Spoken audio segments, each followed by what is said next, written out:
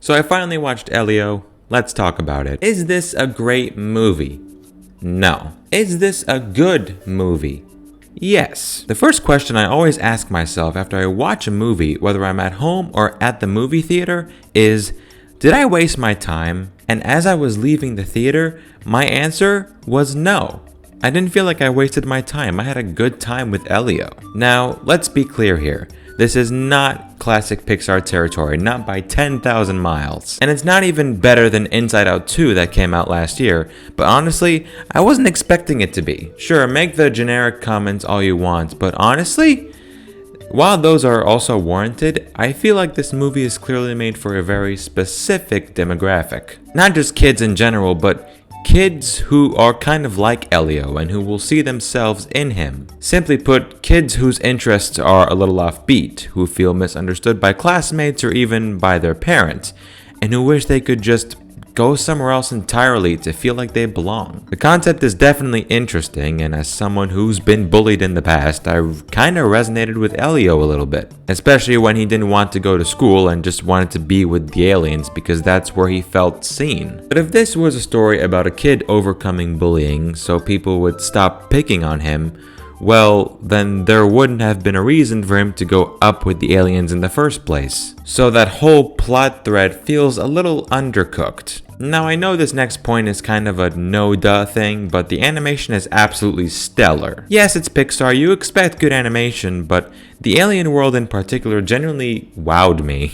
It looked like a place I'd want to go visit, almost like a cozy vacation spot. One of my big fears going into this was that the aliens would either have boring or off-putting designs, but I'm happy to say I was wrong. Most of them look fun and well thought out. They're not uncanny or creepy, they mostly come across as friendly and imaginative. Now, I've been dancing around this point for long enough, but I don't think most of the characters in this movie are all that fleshed out. Elio, Olga, Glorden, the alien ambassadors, most of them don't get a ton of time to show who they are beyond some very basic personality traits. And that really affects the emotional payoff of their relationships. Let's take the obvious example, Elio and Glorden. We all knew they were going to become friends. It was clearly shown in the trailers. And to be fair, their chemistry is solid, their friendship is genuinely adorable at times. But the way they become friends feels kind of basic. Two lonely kids, both grieving a big loss, both blaming themselves,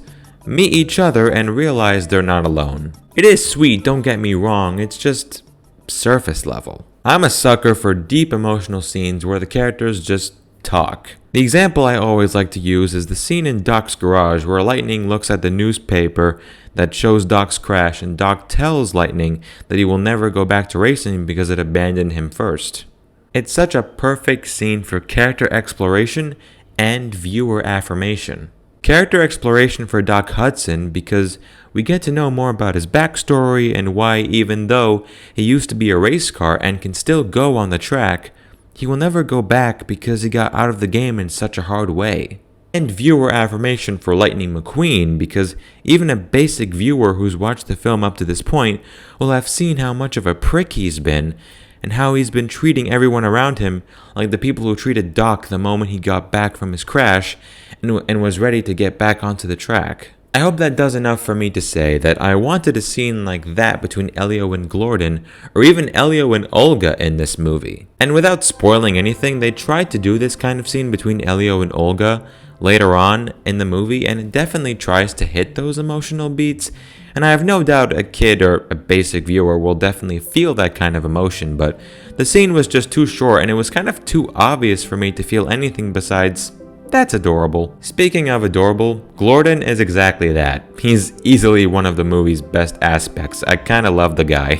And honestly, the character designs in this movie are doing a lot of the emotional lifting. Elio, you look at him and think, yep, he's a kid, just like me. Glorden, you think, aw, this dude is so cute. Grygon, you think, oh, this guy looks menacing. And that's a win.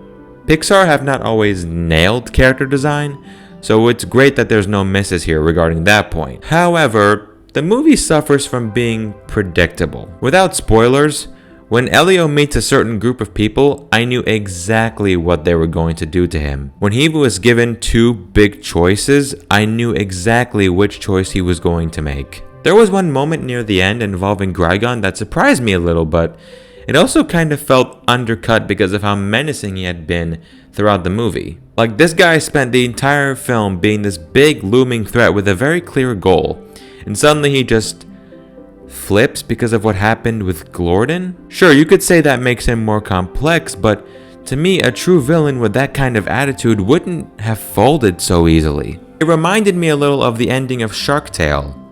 Not as bad or annoying, just similar in how it quickly wraps up a character's arc in a feel-good way that doesn't quite feel earned. So yeah, at this point in the video, it probably sounds like I'm just dunking on this movie, but let me be clear. Even after all that, my point from the beginning still stands.